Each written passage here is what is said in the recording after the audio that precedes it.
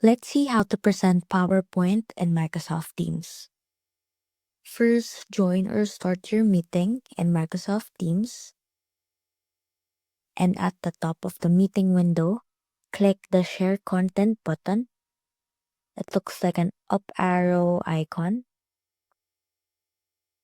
And in there, you'll see some sharing options.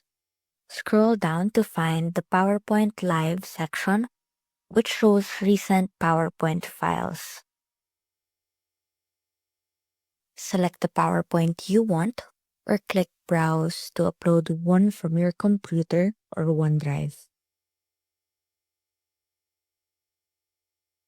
Once your presentation loads, you'll see presenter tools like navigation arrows and notes.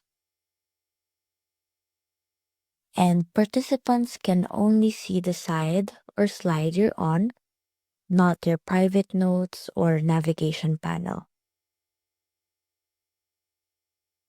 When you're done presenting, just click Stop Sharing at the top of the window.